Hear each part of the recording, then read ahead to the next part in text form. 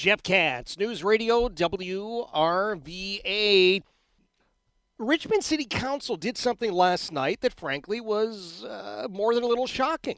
They did something that sort of kind of made sense. And you know that they don't ordinarily do that, but they did last night. They voted by a margin of 7-2 not to defund the police. Wow. Okay. They still desperately need some new blood on city council. Mike Dickinson, who we have chatted with so many times over the years, has tossed his hat into the race for the Richmond City Council. He's seeking a district seat, and I'm happy to say Mike is joining us. Mike, thanks for being here. It's always good to be on your show on WRVA, which is really the only news source in Richmond that's trustworthy and telling the truth about the whole situation that's going on in our city. Wow. Well, that is very kind. I don't know if it's entirely correct, but that is very kind, and I appreciate that. Hey, give me your sense of what the city council and the various members of the city council are kind of up to right about now, Mike. So the city council, we have several members of city council that are vehemently opposed to any kind of defunding the police. Their constituents have reached out to them and told them, hey, we need the police. Reva Trammell, great. She did a great job last night. She was like, my citizens tell me we need more police. She did a great job. And Kim Gray has always did great. We had several that did great. We had some, like the guy I'm running against, Andreas Addison, who's the sympathizer. He was like, well, I've read this, and it seems to make a lot of good points that we need to look into and discuss later. And my opinion about it is, of course, there should be no discussion later. It should just be there's no defunding of the police. So I expect that Mike Jones and Lyon, Stephanie Lynchell, I expect that they'll come back again. And that's what was even alluded to in the city council meeting last night, is that they're going to try to resubmit this bill, or this paper is what they call it at the city council level. They're going to try to resubmit this in another month or two and see what goes through. But it was great. I mean, it's so funny because Chris Hilbert on city council, the man has said two words maybe over the last 4 years, and he said what was perhaps the greatest quote of the night, which is that it's really head-scratching anyone who says they want to defund the police. That was, and this man, as I said, anything controversial, anything the last 4 years, and he finally speaks up and says that, it was great. It's very surprising. Yeah, wow. So what are you hearing as you spend time in the district and you're talking to various residents there? Is properly funding the police, properly defending the police top of their list? Yes, the citizens of Richmond, and especially my district, but the whole city, the people I've talked to, they're scared.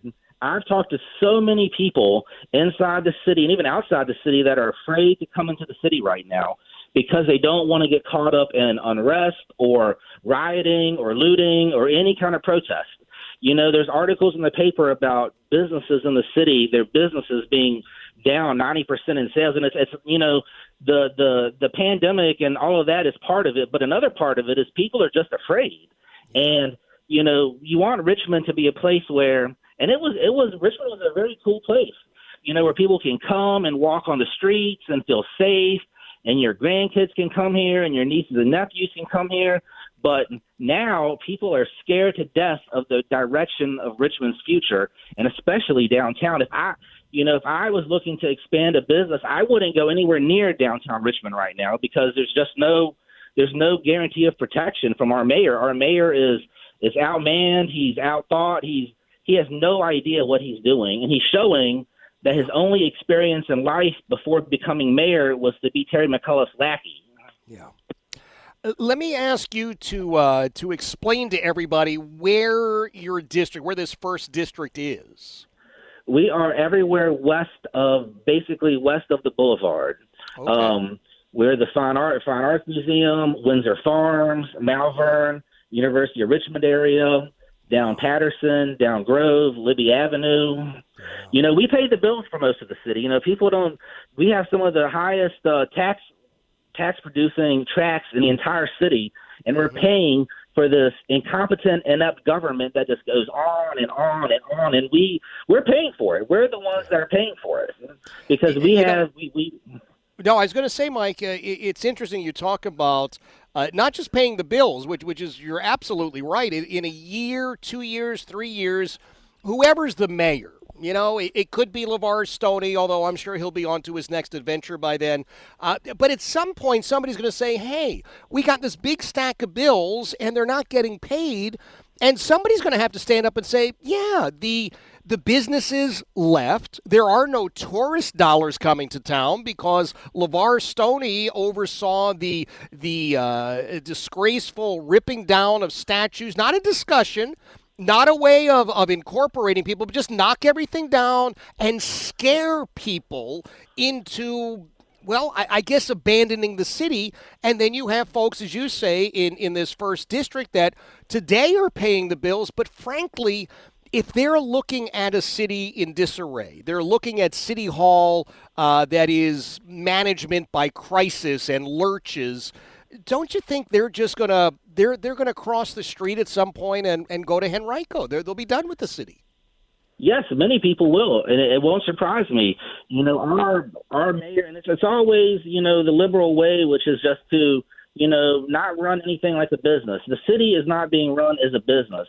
Mayor Stoney is not running the city with any sound competence or any sound economic plan. I mean, we spend $1.8 million that we don't have taking statues down, and meanwhile, we have schools that kids go to in the city that are almost as old as the statues, and that $1.8 million could have fixed that. No kidding. How many books, Mike? How many smart boards? How many Chromebooks? How many rolls of toilet paper could $1.8 million have provided to the children of the city of Richmond? It could have done immense things. And then today, he announced that we're going to be spending $25 to $50 million to build a reconciliation museum down there in Shockoe Bottom. $25 to $50 million that the city doesn't have. I mean, it doesn't take an economics expert to see that the next 3 or 4 years are going to be tough in Richmond because of the rioting, because of the coronavirus.